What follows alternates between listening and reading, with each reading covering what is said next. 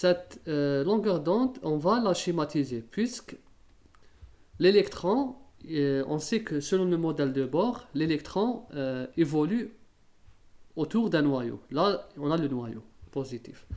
Du moment qu'il est interprété comme une onde. Voici notre onde, c'est en vert.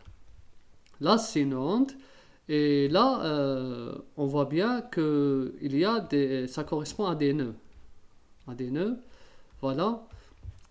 Pour que cette onde circule autour du noyau, elle doit être équivalente à l'orbite de l'électron. L'orbite de l'électron, là, c'est le périmètre de l'électron, bien la circonférence. La circonférence de l'électron est égale à 2 pi r. Pour que l'électron gravite autour du noyau comme une onde, il doit être équivalent à ça, à 2 pi r lambda. Donc lambda, la longueur d'onde, doit correspondre exactement à la circonférence ou bien le périmètre de l'orbite, mais fois n. Fois n. Donc, pour que l'électron gravite autour de ce noyau, il doit avoir un nombre entier fois lambda. Le n, c'est un nombre entier. Entier supérieur à 0. Donc, il peut être 1, 2, 3, ainsi de suite. Et à partir de cette relation, on va, c'est-à-dire on va retomber, on va revenir au postulat de Bohr. Comment? On sait que, on a vu que lambda est égal à h sur mv. mv, là c'est la masse de la particule fois la vitesse de la particule. Si maintenant je remplace, puisque lambda est égal à 2 pi r, voilà, 2 pi r. Ensuite, je vais remplacer mv fois r est égal à h sur 2 pi fois n.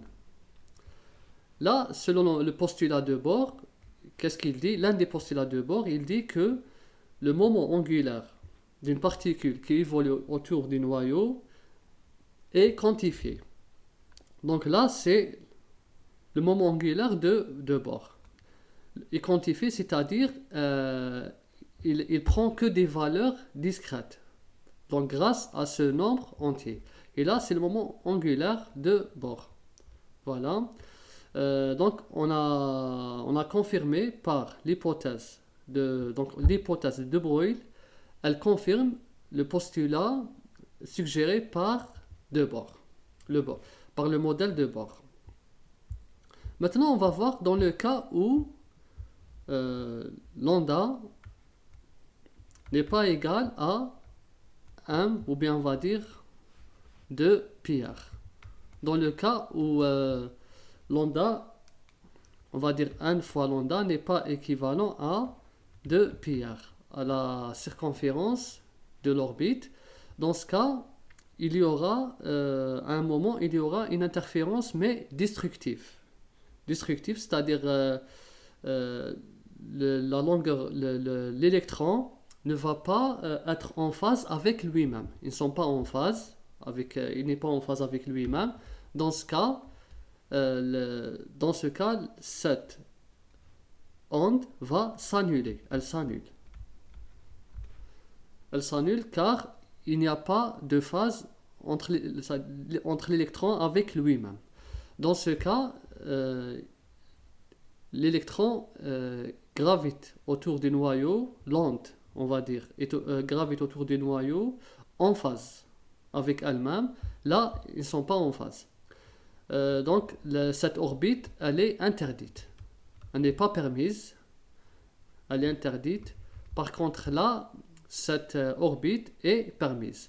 Donc là, pour que l'électron gravite à cette position exactement, il y aura un niveau énergétique qui est égal à E h c sur lambda, et l'électron est en phase. Maintenant, on peut comprendre pourquoi l'électron ne peut occuper que certains niveaux énergétiques déterminés, discrets. Si, si on augmente par n non entier, si on augmente, c'est-à-dire là on revient, dans ce cas, le n n'est pas entier. N'est pas entier. S'il n'est pas entier, c'est-à-dire que le n lambda n'est pas égal à 2πr de l'orbite. Dans ce cas, il ne peut pas occuper, l'électron ne peut pas occuper n'importe quelle partie de l'atome. Il doit vraiment occuper des orbites où l'onde gravite en phase avec elle-même. Il ne doit pas y avoir une interférence destructive, mais plutôt une interférence constructive. Voilà pour l'atome de Bohr, c'est-à-dire la relation entre le postulat de De Broglie et l'atome de Bohr. Donc on poursuit. Je pense qu'on a, oui, voilà, on a expliqué comment. Maintenant, on va parler de la longueur d'onde associée. Un électron dont l'énergie cinétique est de 54 électronvolts. Maintenant, on va appliquer directement.